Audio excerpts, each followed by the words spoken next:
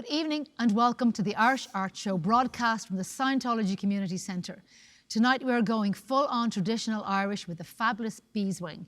They were founded by Shay Byrne in 2006 and inspired by iconic Irish performers like the Clancy Brothers and Planxty. They performed worldwide from Berlin to Broadway and they're here to play for us tonight. Please welcome Beeswing.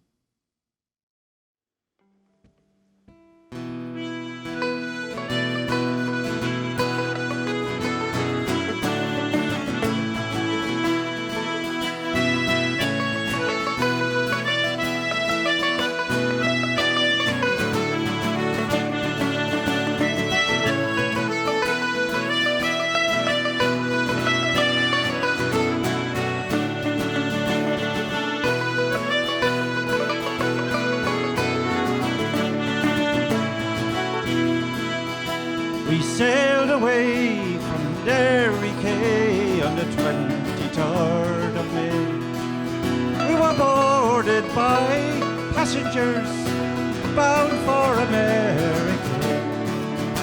Fresh water we took on board, 5,000 gallons or more. In case we run short, home to New York, far away from the Shamrock shore.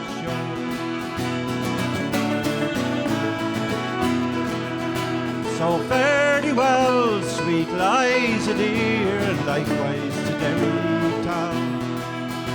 Twice farewell to my comrade boys who dwell on that sainted ground. If fortune should ever go favour me, or I have some money in store, I'll come home and I'll wed the wee lassie I left on Paddy's Green.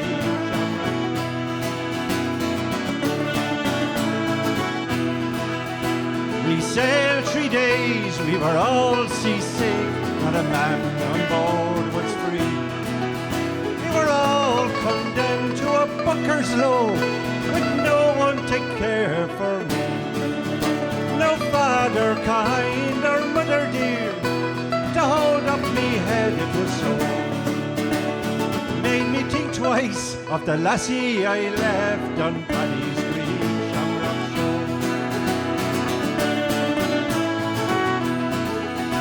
So fare thee well, sweet Liza dear, and likewise to Derry town. Oh, twice farewell to my comrade boys who dwell on that sainted ground. If fortune should ever go favour me, or I have some money in store, I'll come home and I'll wed the wee lassie I left on Paddy's Green.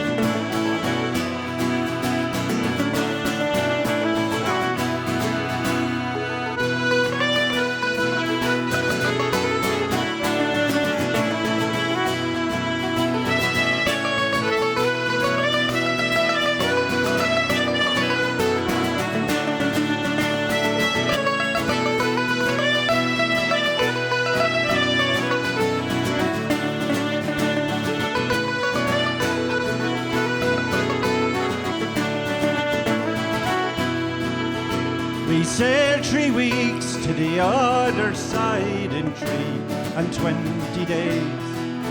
We were boarded as passengers by a man, or we were led round in 6 different ways. A parting glass we did partake, in case we would meet no more.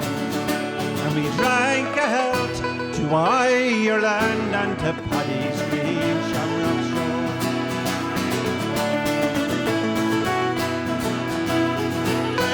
Well, sweet Liza dear, and likewise to Derry town. And twice farewell to my comrade boys who dwell in that sainted ground.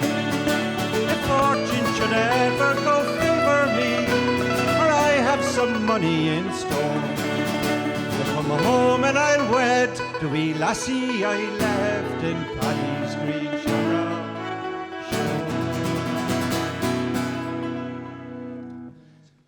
Thank you very much, and thank you for the lovely welcome we received here and the Irish Arts Centre here, and we're very, very happy to perform for you.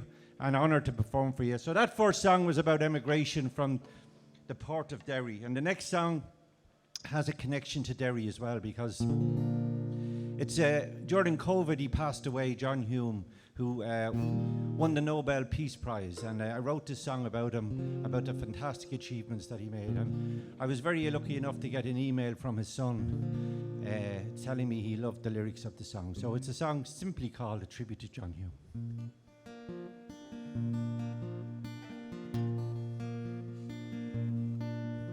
Beyond the walls of Derry, his words echoed around the globe. A warrior for social justice, civil rights, he broke them all.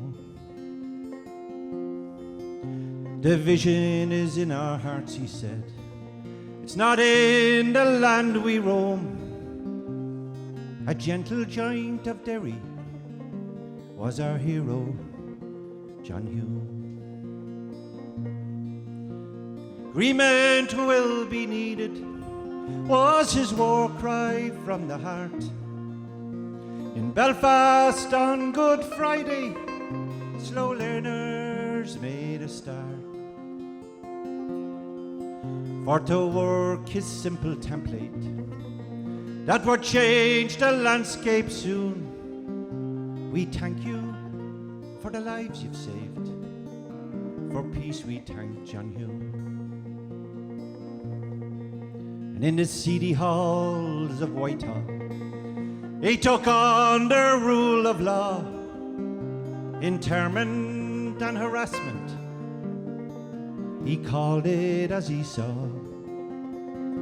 And on the streets of Derry, he took on the men with guns. Violence won't bring you justice for our daughters and our sons. For agreement will be needed was his war cry from the heart. And in Belfast on Good Friday, slow learners made a start. For to work his simple template that would change the landscape soon. We thank you for the lives you've saved. For peace we thank John Hume. And from London to New York, from Brussels to Washington, he brought that simple message: agreement must be won.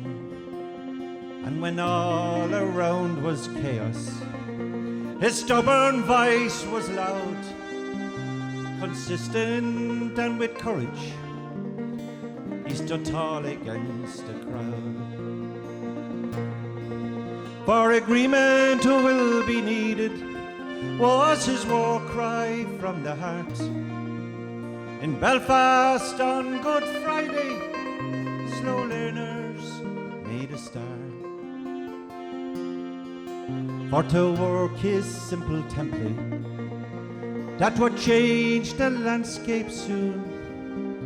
We thank you for the lives you've saved. For peace we thank John Hume.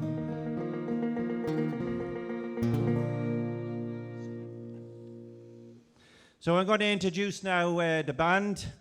Louise O'Connor on the fiddle, Eibhlin on the accordion, and Kevin on the banjo, myself Shay. And we're going to do some, is it reels or jigs? We're going to do some jigs now. Thank you.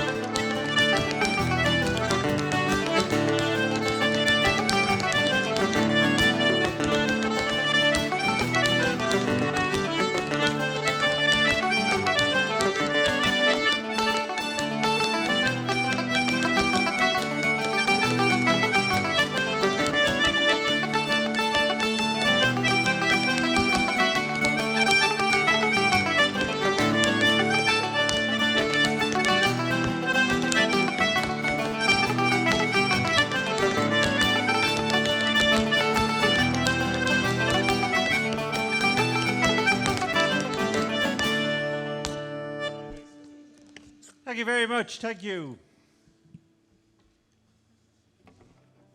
So the next song I'm going to do is a song written by Richard Thompson, and it's based loosely on a true story of an Irish woman on the west coast of Ireland, and she decides to take a break from life and head over to see her hero, which is Elvis's grave.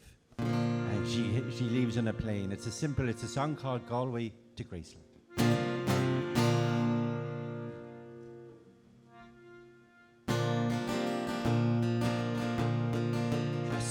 Dark, she whispered amen. She was pretty and pink like a young girl again. 20 years married, or she'd never thought twice. She slipped out the door and went into the night. Silver wings carried her over the sea, from the west coast of Ireland to West Tennessee, to be with her sweetheart. She'd left everything, from Galway to Graceland, to be with the king. She was humming Suspicion, 'twas the song she liked best. She had Elvis, I love you, tattooed on her chest. When she landed in Memphis, oh, her heart beat so fast, for she dreamed for so long, now she see him at last. She knelt by his gravestone day after day, and at closing times they would drag her away to be with her sweetheart. Oh, she left everything, from Galway to Graceland, to be with the king. Oh, they came in their thousands from the whole human race to pay their respects at his last resting place. And proudly she knelt there, or she told him her dreams, and she'd hoped that he'd answer, now that's how it seemed. But they dragged her away, it was handcuffs this time. She said, my young man, are you out of your mind? Can't you see that we're married? I'm wearing his ring, from Galway to Graceland, to be with the king. From Galway to Graceland, to be with the king.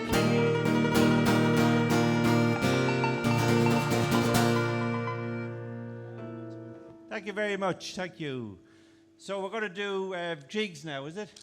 Reels, we're doing reels now. And one of these reels is called the gravel walk. And the gravel walk was during the famine, when there was supposed to be a famine in Ireland, but there was plenty of food.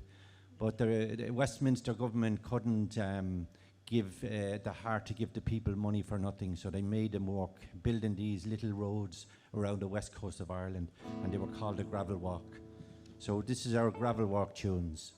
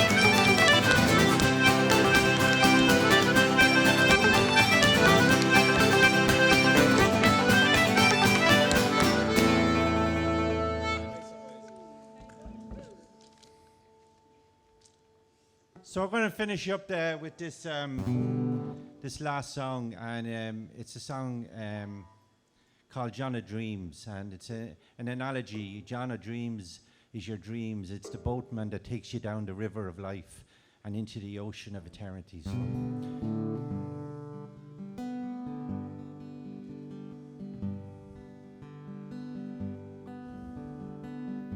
When midnight comes and people are home or tread, seek out your blanket and your feathered bed. Home comes the rover, his journey's over. Yield up the night time to old John a dream. Yield up the night time to old John a dream.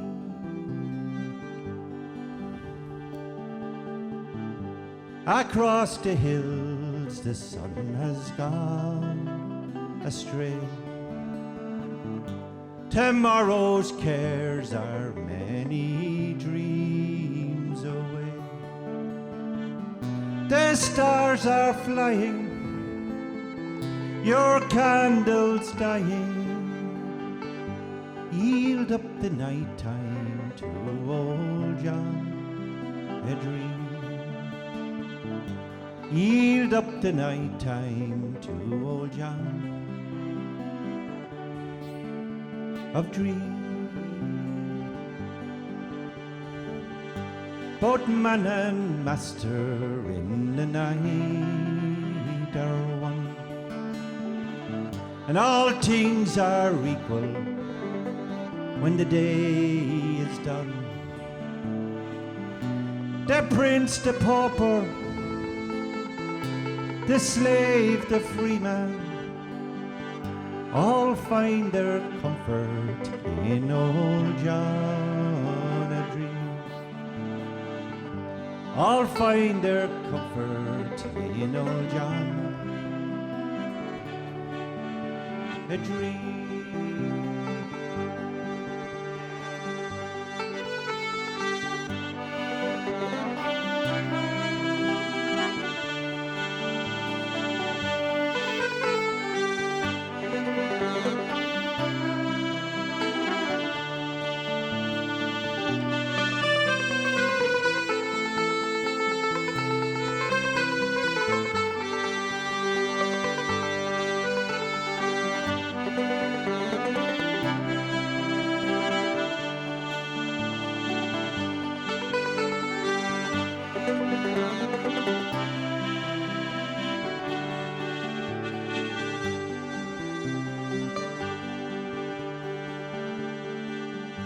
When sleep it comes and dreams come running clear,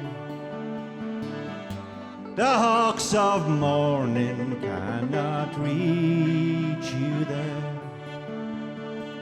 Sleep is a river, flow on forever, and for your boatman choose old John a dream. And for your boatman choose old John a dream.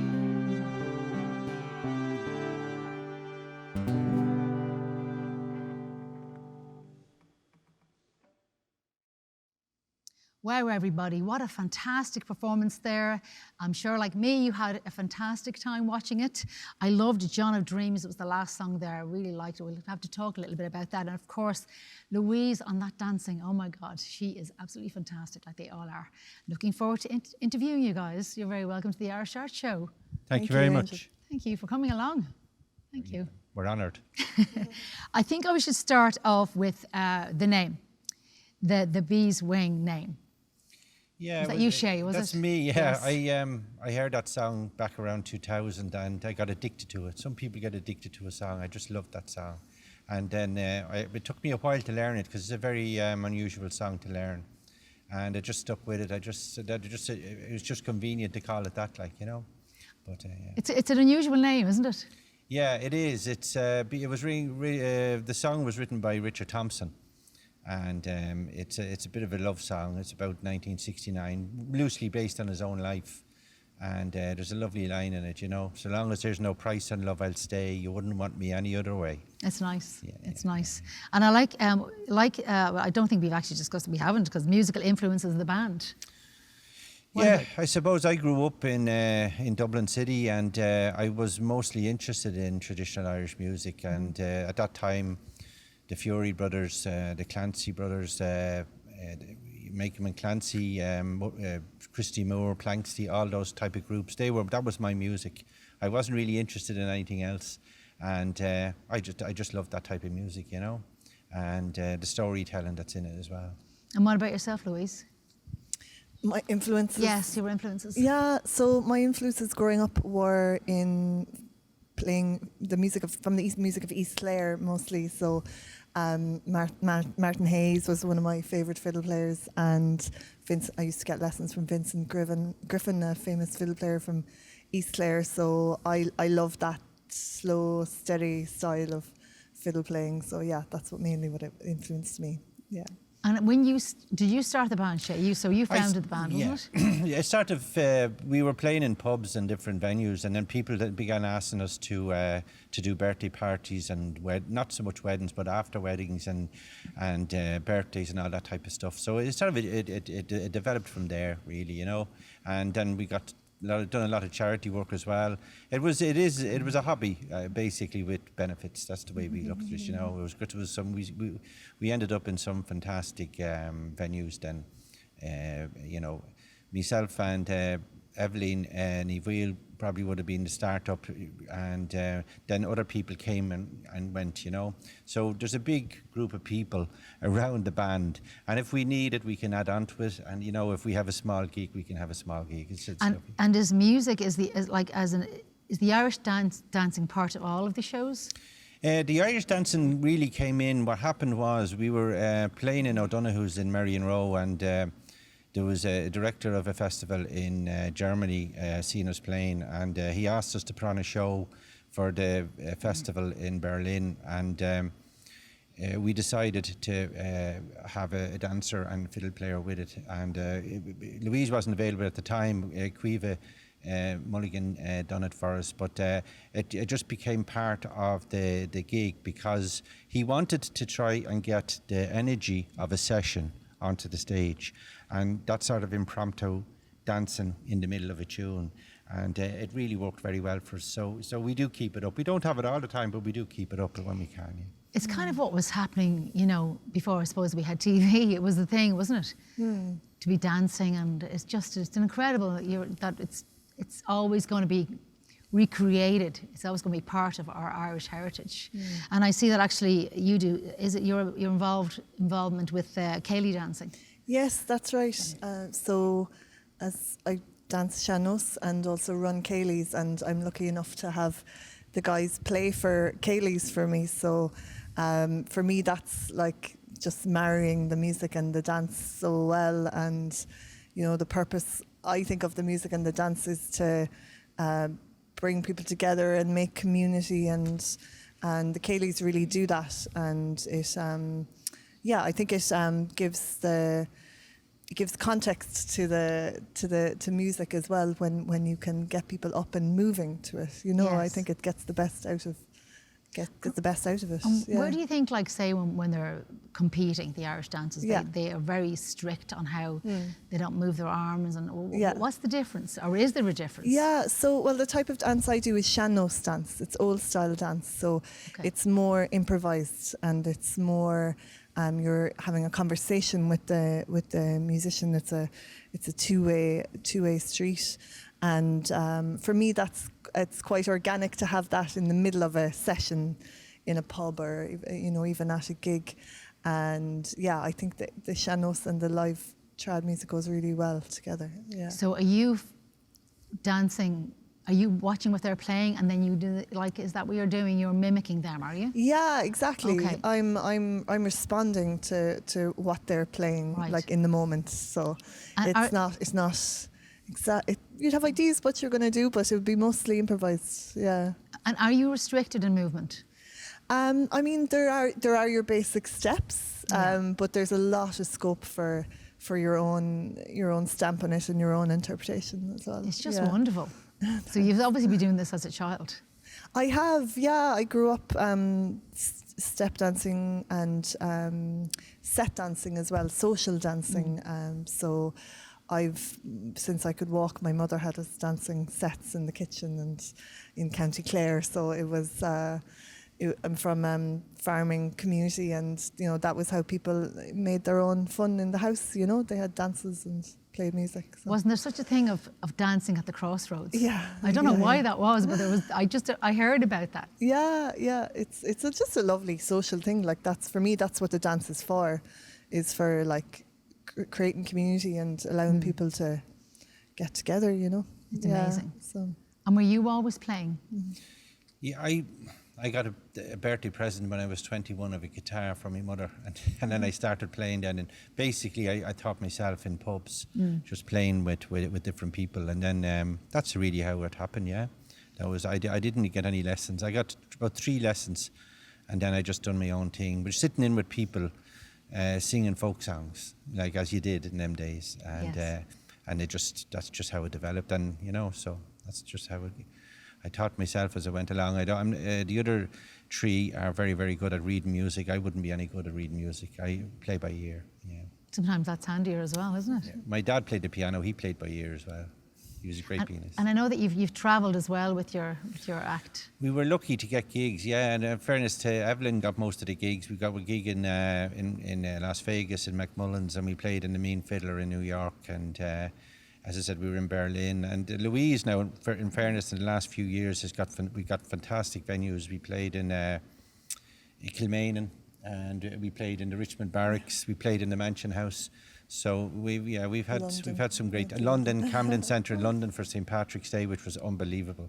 Fantastic time we had there, right in the heart of London with the Irish community on Patrick's Day. It just was unbelievable, and we really had a fantastic time. But there's such a love, isn't there? There's such a love everywhere for the Irish people, the Irish music, the Irish dancing. Like, we really are blessed. All through Europe, America, just loving it. We couldn't believe in Berlin. I mean, 500 people, and you could hear a pin drop. They were just so lovely audience. They really loved the Irish music, and many of them would be listening to it maybe. For their first time, so they came to it and they really enjoyed it. Yeah, it was good. But sure, it's beautiful. It really is. It's such a distinctive sound, isn't it? It's fabulous. Yeah, we really are very blessed. And tell me about the story behind your album, Easy and Slow. So I used to play on a Sunday evening in O'Donoghue's with a fella called Tom Walsh. Tom Walsh lives up the road here, not far from here, in Fairhouse, and his brother used to play there as well. His brother passed away, and then we had talked about doing an album for many, many years, and we decided when his brother passed away that we would do the album, and we done the album together. And unfortunately, Tom himself passed away during COVID. Oh no! And but the album is there as a memory to him, and we're very proud of it. Yeah, it was fantastic. Yeah. Yeah, and COVID was such a thing, wasn't it? Just for all of us as musicians, it was. Yeah. It was desperate. Yeah. Not the best. And the story behind the John Hume tribute song. Yeah, I think John Hume died in around 2020, just in the middle of COVID, and I thought he was a fantastic politician.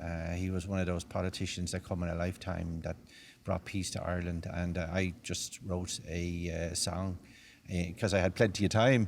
You're sitting down there. I wrote a few songs at the time, and I put the words and music to it, and my son put it up on YouTube, and by chance someone from the SDLP heard it and sent me an email. Could I send it to John Hume's son, which he did, and John Hume's son sent me a lovely email that he himself and his mother had listened to the song, and they really, really loved the lyrics. So it's great when you get that from the family. Yes. Because it means that they're happy with the lyrics of it, in that sense. And when did you realise you were able to songwrite? Was it always there? Again, and I don't think it was always there. Now, I think it's something, we had so much time during COVID. Yes. What are you supposed to do? You're sitting there for hours, and then it just happened. And, it does take time to do it, and then you put bits down, and then you add it to it. It took, maybe a couple of months, and then you add bits to it and come back and change it until you get it into a form, Yeah. But look, just, as I said, it was just one of those things. I felt very strong that he should be remembered. And I felt very strong, too, that he didn't get the credit for the Good Friday Agreement that he probably should have. Yeah. Because the other two extreme parties took her over. Well, you've put him on the map again. Absolutely. Yeah. And what about your fiddle playing? So do you have a preference to dancing, or do you love both of them? I love both. Yeah, for me, they just go together.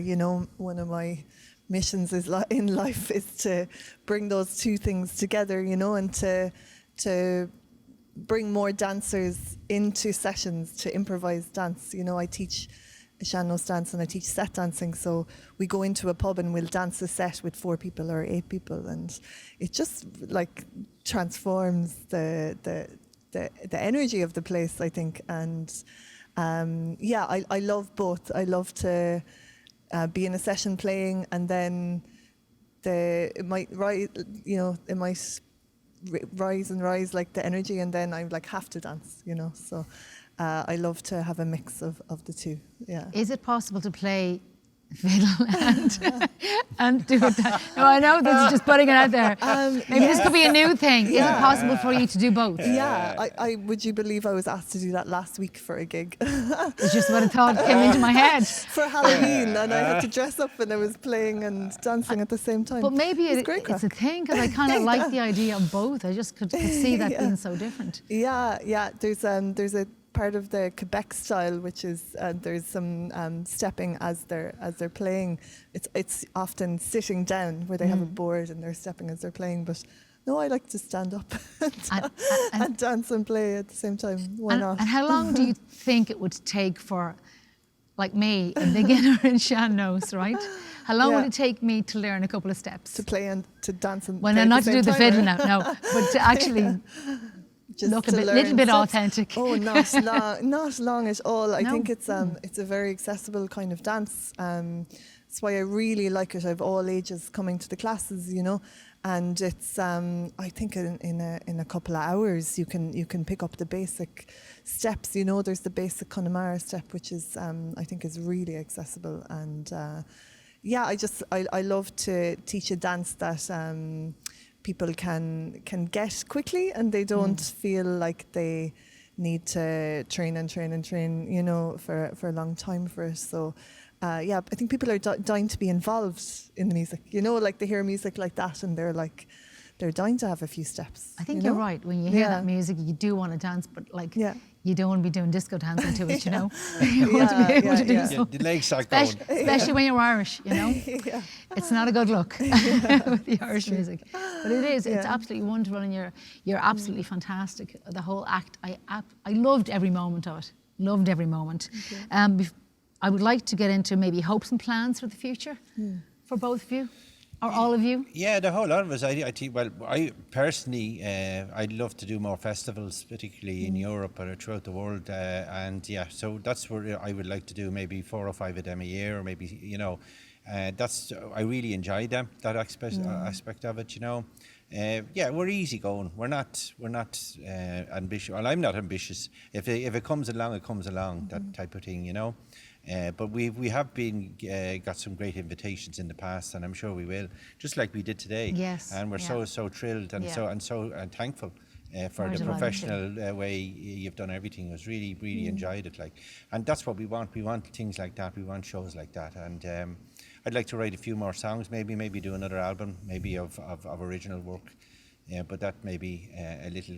It takes me a long time to write a song. It might take a couple of years for that, And obviously, again with Louise, it's fantastic doing the Céilís, because the joy on people's faces, because we see the joy when they're dancing, and it really is. It really gives you great encouragement when you see everybody smiling. You'll have to invite the crew to myself, the crew to a Kaylee.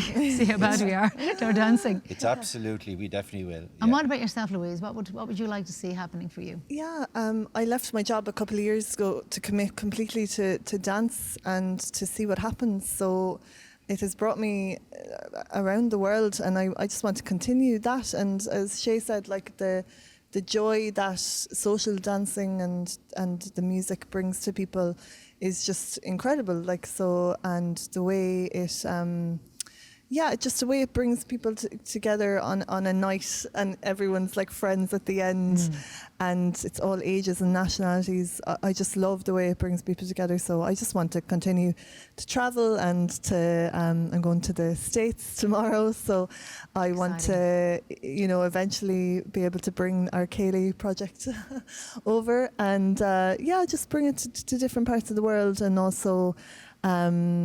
Just to continue. I'm teaching in my local village in Clare now as well, and that's just a really nice way to connect with the local community there as well. So kind of stay at the community level and then also bring it wherever I can. Keep shining. Yeah. Social media. If we can contact you. Yeah, well, it's my son looks after most of that, and like it's again Beeswing artists we put under Facebook, and I think Beeswing is on Instagram as well. But so that's where you'll find us. Yeah, and if you look up Beeswing artists on Facebook and Instagram as well, you'll see Beeswing. Yeah. And yourself, Beeswing Louise? Music. Yes. My dance project is called Lasta Dance, Lasta Dance, and I have my Instagram, just Louise O'Connor. Fantastic. Yeah. Thank you so much. Well, it's been a pleasure having you, Shay. Thank you, Angel. And Louise, good luck in America. Have fun. And thanks again. Yeah. Thank you so much. And thanks for the invitation. You're very welcome. Thank you. Well, what a show. That is just fantastic. Really talented, super talented people. So you couldn't go wrong. You couldn't go wrong. We're going to go and learn a bit of Shannos. I'm going to hold you to it. On behalf of myself, Angel, and all the crew here, thank you so much for tuning in. We'll see you all again next week. Thank you very much. Good night.